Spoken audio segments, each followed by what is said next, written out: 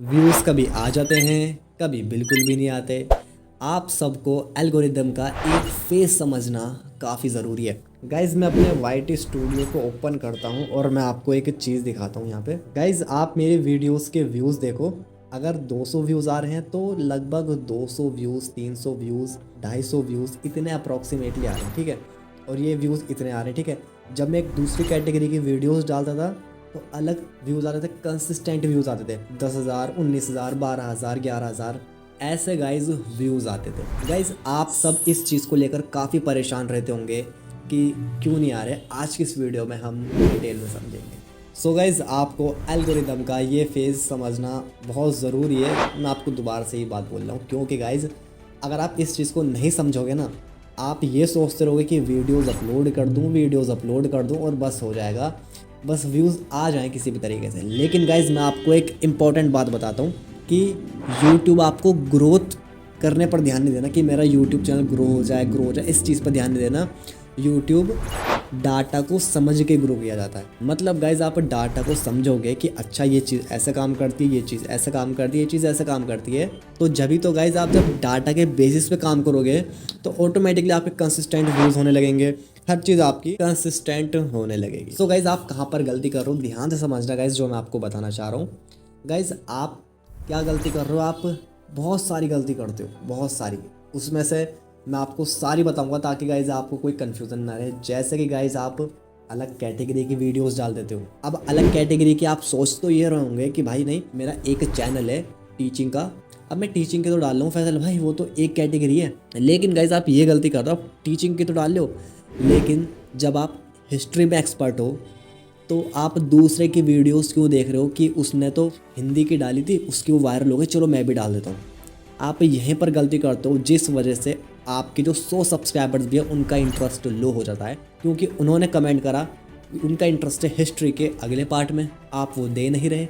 आपने दूसरे की वीडियो देखी कि हाँ इसकी वायरल हो गई थी, चलो मैं भी डालता हूँ, नहीं गए। सबसे पहले आपको इस चीज़ पे ध्यान देना है कि आप एक कैटेगरी पर काम तो कर रहे हो ना, तो उसी के साथ आपको इस चीज़ पे ध्यान देना है कि मेरी ये वाली नीचे इस कैटेगरी में मैं यहाँ पर काम कर रहा हूँ। अब मैं आपको एग्जांपल देता हूँ। मानो गाइज एक यूट्यूबर है, वो समझा रहा है यूट्यूब पर ग्रो कैसे हो, ठीक है। अब वो उन लोगों को भी समझा रहा है जिन्हें बिल्कुल भी कुछ नहीं आता, जो बस ये चाहते हैं कि बस किस तरीके से चैनल मोनेटाइज हो जाए, किसी भी तरीके से बस पैसे ले लो, कुछ भी ले लो, चैनल मोनेटाइज हो जाए। उन्हें गाइस यूट्यूब के बारे में बिल्कुल भी नॉलेज नहीं है।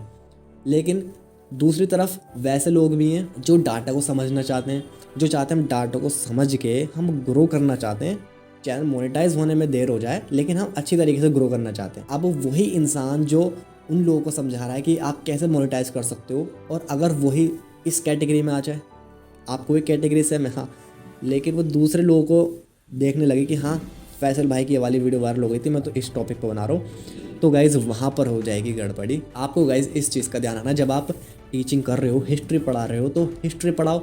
अगर कोई कमेंट करता है कि हमें दूसरी वीडियो चाहिए इस टॉपिक पे, तो आप गाइज़ फिर वहाँ पर स्विच करो, ठीक है। और आपकी जो जो वीडियोस चल रही हैं उनको आप और अच्छी तरीके से दोबारा बनाओ, उसी टॉपिक पे अलग टॉपिक, मतलब जैसे आपने हिस्ट्री का टॉपिक लिया तो वो टॉपिक में जो दूसरा टॉपिक होगा उस पर आप वीडियोस बनाओ। गाइज़ आप इतना तो समझ गए। अब दूसरी बात गाइज़ ये है जो काफ़ी ज़रूरी है कि आप कंसिस्टेंट नहीं रहते। मतलब गाइज़ आप सोचते हो कि भाई जब मैं फ्री हो जाऊँ बस जब भी वीडियो डाल दूँ, ऐसा नहीं करना गाइज़। मानो किसी का कल एग्ज़ाम है, वो आपसे कह रहा है आज वीडियो चाहिए, तो आपको देनी पड़ेगी। आप सोच रहे हो कि नहीं यार जब मन करेगा जब डाल देंगे। या आपको नॉलेज ही नहीं है कि हिस्ट्री का एग्ज़ाम 2 दिन बाद है, आप तो सोच रहे हो कि मैं अगले हफ्ते ही डालूंगा। तो वहाँ पर गाइज़ गड़बड़ी हो जाएगी। क्या फ़ायदा, जो आपके सब्सक्राइबर थे जो देखना चाह रहे थे, वो 2-3 दिन बाद आपने वीडियो बनाई तो वो चले गए, उनका कुछ फ़ायदा नहीं हुआ। और अगर आप बाद में वीडियो डाल लो तो उनका तो कुछ फ़ायदा नहीं होगा। तो गाइज़ आपको सबसे पहले उस फील्ड की नॉलेज होनी चाहिए, ठीक है। आपको नॉलेज होनी चाहिए कि हाँ मैं इस टॉपिक पर वीडियो बना रहा हूँ कि अच्छा ये है चीज़, ठीक है। और आपको कंसिस्टेंट भी रहना है कि हाँ अगर मुझे दिख रहा है कि लोगों को फ़ायदा चाहिए जल्दी, मैं डालूंगा। और बाकी आप अपना एक टाइम बना के चलो कि इस दिन मुझे वीडियो डालनी।